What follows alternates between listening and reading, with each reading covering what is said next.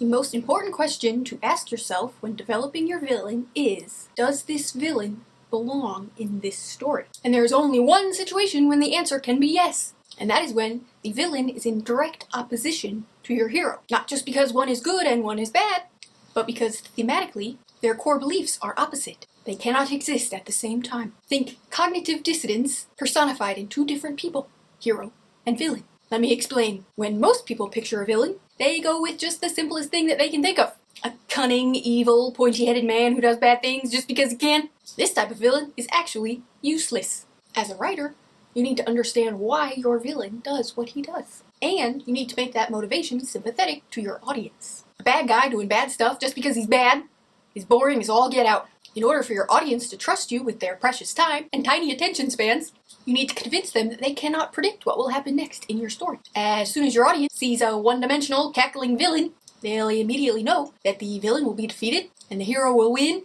and everything will turn out all right in the end. I keep rhyming. This classic cartoon villain is easily digestible and easily forgettable. It's a portrayal of evil that your audience can safely remove from their own lives. There is no threat to them, and that bores them. Your audience wants to believe that you are smarter than they are, but they will also spend your entire story trying to prove that you aren't. Don't let them. To do this, there are some fundamental techniques that you must use to build a memorable villain. First, never write the first thing that you think. If you're like me, the first thing that you think of is probably your beloved villains from childhood that you have plushies of and might have secretly dated inside your head in middle school. And there was a time when those cartoon villains worked, and audiences enjoyed them. But they don't anymore because they already exist. If your audience sees them regurgitated in your stories, they are going to accuse you of wasting their time and boring them and writing the first thing that came to your mind as a soulless cash grab. So, when developing your villain, remember that your audience wants to be surprised. Creating something new is the only way to do that. No one wants to start a story when they can already predict how it will end. So, you realize that your audience wants more from your villain than simply do evil for evil's sake. So, you decide to round out your character by giving them motivations beyond greed or power or a desire to cause chaos. Maybe you decide to make your villain likable, which can work. Unfortunately, the most common way that writers make their villain likable is to give them a tragic backstory, which has been done to death. Every other villain that we see these days is a weepy orphan with a six-pack and a Victorian haircut. The rest are just cartoon monsters slapped together for a quick profit. And writers, we can do better than that. So let's agree that the gorgeous, tragic villain needs to go on a bit of a hiatus for a little while. They've been fun.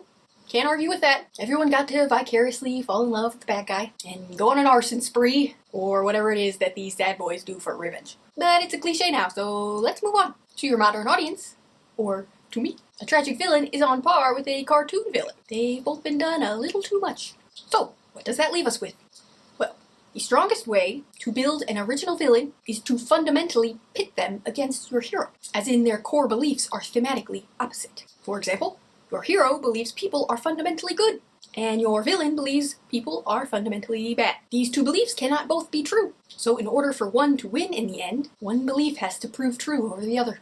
Or maybe your hero believes that people who are coerced into committing crimes are not actually responsible for those crimes. But your antagonist believes that if you commit a crime, you are responsible, no matter what. Which is especially believable and rootable for your audience if the crimes were committed directly against your villain or their loved ones. Which brings me to my next point. Present your villain as someone that could actually be a real threat in your audience's lives. As in someone they might encounter in their real life. The villain doesn't just make your audience fear what they'll do to the hero, but also what they might do to them. Real is scary because it follows you home. So, that does not mean that your villain can't have magical powers, or super advanced technology, or that they need to wear a business suit and attend board meetings or something. It just means that a good villain will feel real. They will have real motivations and a real background.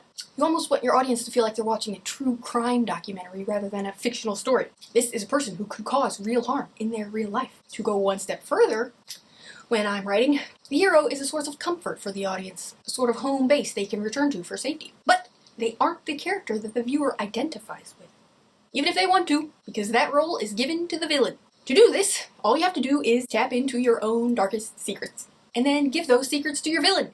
For example, if you present your villain as someone who has always struggled to form strong connections with people, and then, after a lifetime of trying, they finally learn to love someone, like their neighbor, or their dog, or their boss, and then that person gets killed by the hero, because your hero destroys a building or something while he was fighting some generic bad guy.